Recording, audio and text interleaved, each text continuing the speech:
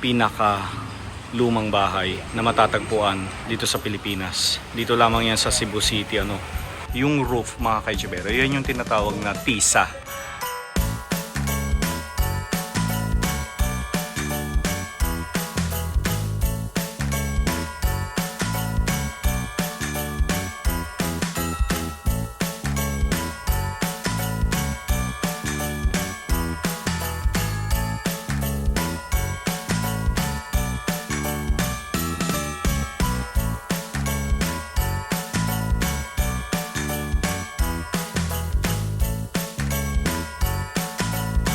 Okay mga katsibero, nagbabalik na naman tayo dito sa Cebu and ngayon ay November 23, 2024, araw ng Sabado, and ang oras na natin is mag-aalas 3 na ng hapon, and sumali nandito tayo mismo sa Cebu Cathedral.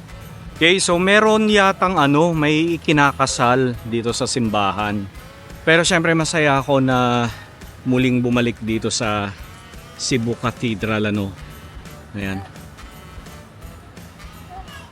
napakagandang simbahan.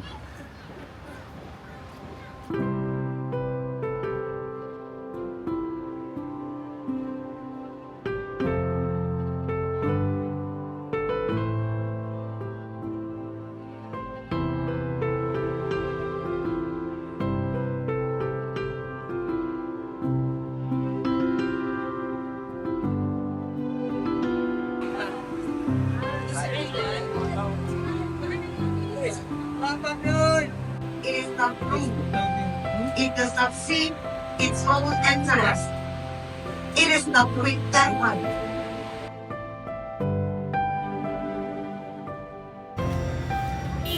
Okay, so dito naman tayo sa Santo Niño Church, mga kaitsibero. So malapit lang ang Cebu Cathedral dito sa isa pang simbahan ng Cebu City.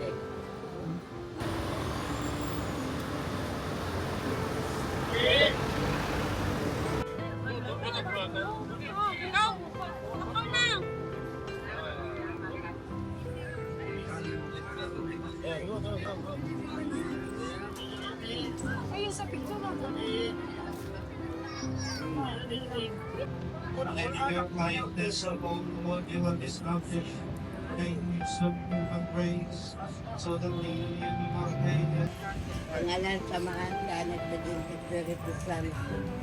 Mahalis na sa puno, Panginoon sa Okay, isa sa mga talagang pinupuntahan ng maraming tao kapag sila ay dumadayo dito sa Cebu City, Ayan. Asa sila?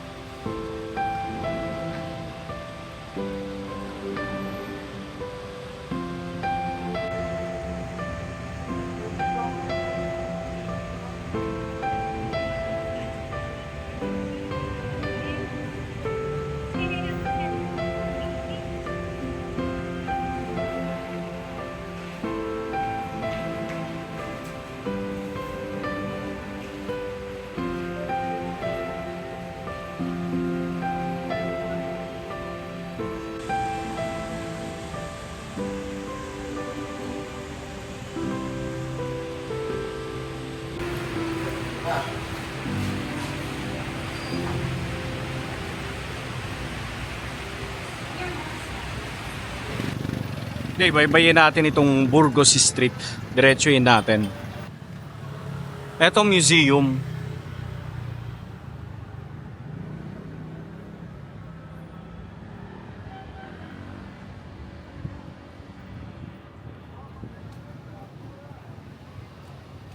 Ayan o.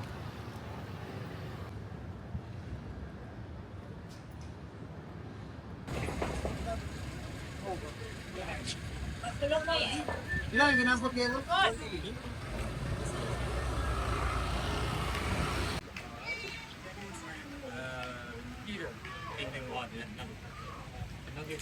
gonna take a photo of this one. Okay.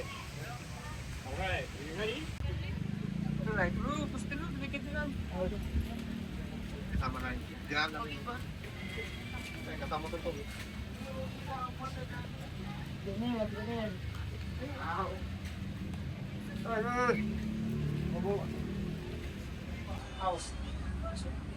So, nag-park ko karon sa may, ano, sa may fire station. Ano sa siguro heritage. Baka na ako din. Hindi ko nabas. Hindi ko. First ko na nabili. Okay mga kaitsubero, nagbabalik na naman tayo dito sa Yap San Diego Ancestral House. No? Isa sa mga lumang bahay na matatagpuan dito sa Pilipinas. Dito lamang yan sa Cebu City, ano. Ayan. So nandito tayo sa taas ng bahay. Mamaya baba tayo doon, ano. Inuuna dito sa taas no. Ayan, so konti lang yung tao. Kasi 4:30 na ng hapon. Usually pag umaga and then after lunch, doon ang marami talagang taong pumupunta rito, no. Ayan. So ulitin ko lang yung date natin, November 23, 2024, araw ng Sabado. Ayan. So grabe. Isa sa mga talagang pinupuntahan ng mga tao, yung mga old souls na tinatawag, ano, mahilig sa antique, mga kagaya natin na mahilig sa lumang bahay. Talagang dinadayo nila itong Yap San Diego Ancestral House dito nga sa Cebu City, ano. Ayan. So dito sa taas, grabe, ang daming kagamitan tayong makikita dito, no. Iba't ibang ano, pero karamihan ng mga gamit dito ay mga Chinese influence dahil nga Yap is the original owner of the house, and makikita nyo yung bahay talagang Chinese na Chinese, ano. Pero syempre mix of Filipino na siya, hindi na siya purong Chinese. So 90% original daw ang structure ng bahay.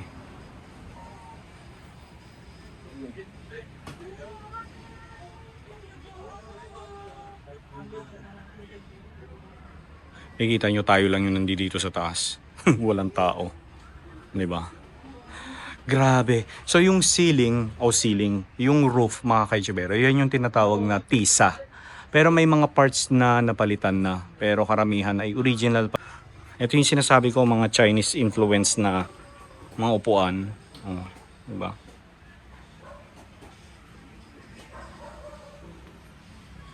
Okay. So yung owner ng bahay na ito, 11 generation na, no. Grabe. Ang haba na, no. Talagang matatawag na natin siyang ancestral house. 'Di ba? So ito yung mga bagong henerasyon, mga current owner ng bahay na ito.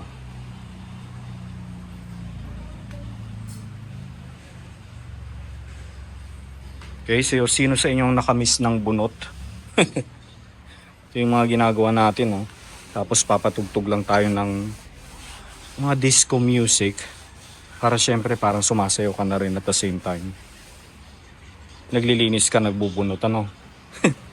Wala lang, nostalgia. Di ba? Ito mga Chinese influence to na mga upuan. Di ba? Yun, dami. Grabe, punong-puno ng kagamitan dito. Makikita natin dito sa loob. Tapos dito mayroong atay bed. Pero hindi ko lang alam kung nandito pa yung atay bed nila. Kasi nung pumunta tayo may atay bed pa eh. Tingnan nga natin. Ito yung dining area. Yan. Dali, dito muna tayo sa nag-iisang kwarto ng bahay. Ito yung atay bed, oh. There.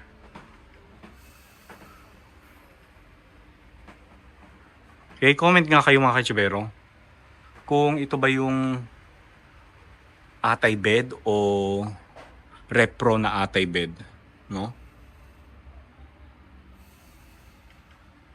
Parang repro na siya kasi may kanto eh, oh. Ayun, oh. May mga patusok. Usually kasi kapag atay bed, medyo soft ito. Hindi siya kanto, no? Sa akin lang naman, ano. So comment kayo, reproduction atay bed. Ayan. Tapos meron pang isang bed dito. Ayan.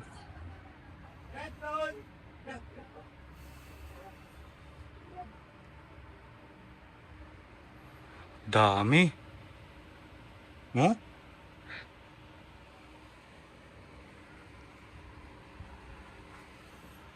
Ngayon, ulitin ko lang, ito yung mga new owner or I mean mga new generation owners. Yan, mga kaapu-apuhan na itong mga to, no?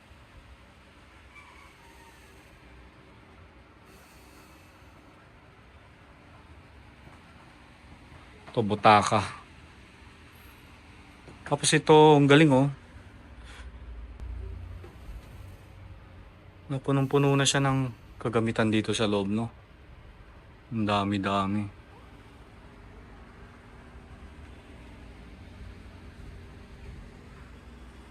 Very nice. Alam niyo, natutuwa rin ako talaga dito sa bahay na ito.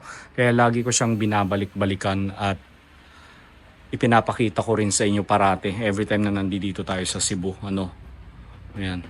So ulitin ko lang, ito yung pinaka dining area nila. Buti na lang may ilaw ako. Ito yung banggerahan, tinatawag.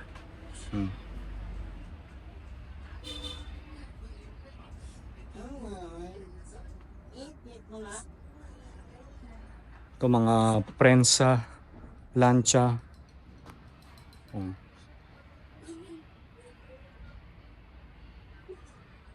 Prensa de mano.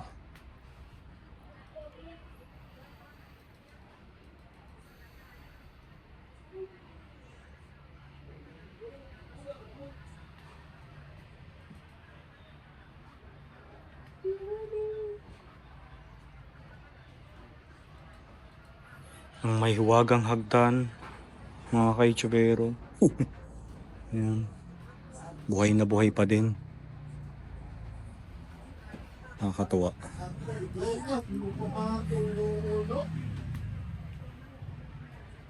Ito baol.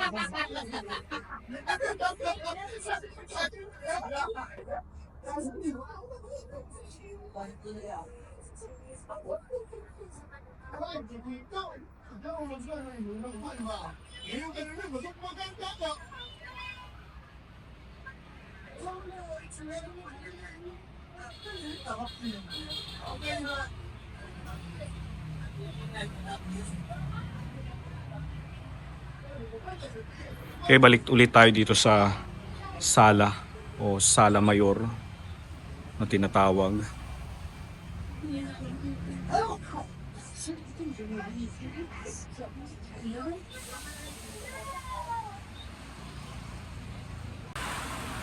Okay, baba na tayo.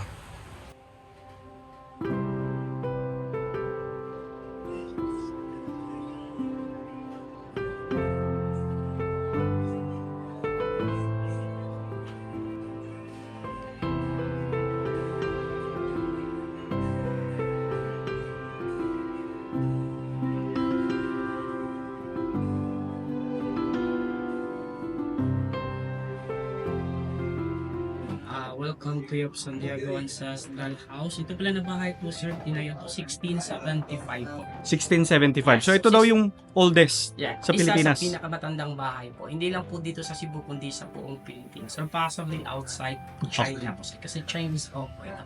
Yap, no? Yeah. Yeah. But yung original ng bahay po, sir, it's 90% pa din. Confirm pa yan ng Department of Tourism. Yung structures. Lower wall of the house, it's made of coral stone. Bato sa dagat. Which one, sir? Ito? Lower yung... wall po. Lower Okay, wall. wall. Okay, lower wall. So, yung pinakababa. coral stone yan, at saka pandikit niya dati, egg white with limestone kasi walang cement dati. Okay? Posting nakikita nyo dyan lahat, original yan, made of mula bedrock. So, hindi yan tinatabla ng anay po. Pati sahig sa itaas, hagdan at saka yung roof. Walang binago kahit earthquake, typhoon, no damage at all po. Still 90% original. Wow. Wedding pictures na yan, painting nandun, frame, all of those, sila na po yung present owner pang 11th generation. Wow. Pero same family, it's direct descendants pa rin sila na Okay. bahay. But yung originally talaga na may-ari, Chinese merchants. Family name nila Yap. Pero ngayon, Filipino San Diego, kasi yung Filipino San Diego na nga pangasawa, way back 1880s na babae. Ito na siya. Kaya Yap San Diego Ancestor House Mm. tawag sa bahay na ito. Ito na ba kasi private ha? Walang bawal sa pictures and video, okay lang. Makaupo, makahawak na gamit as long as hindi lang makapasa. Oo. Once again, 1675, 349 years old. Grabe. Sir, anong pangalan mo ulit? Moses po. Moses. Moses. Maraming salamat. Thank you. Thank you. Thank Sige, you. salamat ulit. O, di ba? So, isa sa mga lumang bahay dito sa Pilipinas na nabisita na rin natin, ano. Ayan.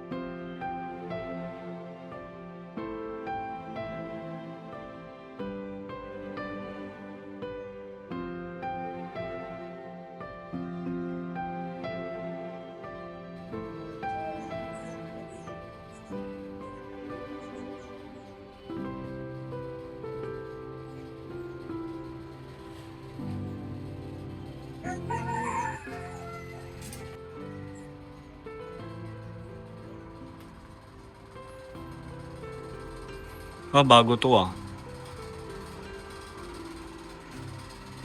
Ngayon ko lang to nakita. Galing. Ito naman naayos nila at na-extend yung kanilang museum o bahay ano. 'Di ba? 'Di ba? Pamaypay, sombrero, syempre gawa ng Pilipino lahat 'yan. Oh, 'di ba?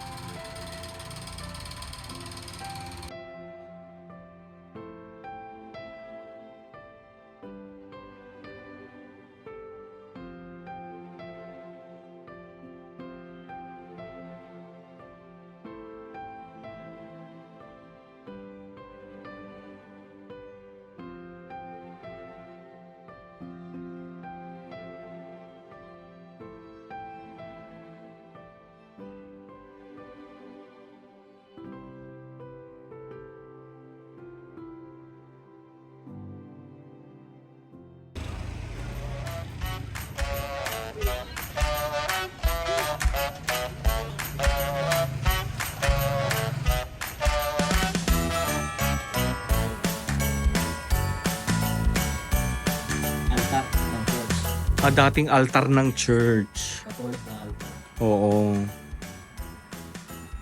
Antik din. Indian na pintuan. Ito ano. Oh, tapos ginawa nilang lamesa. Yeah po.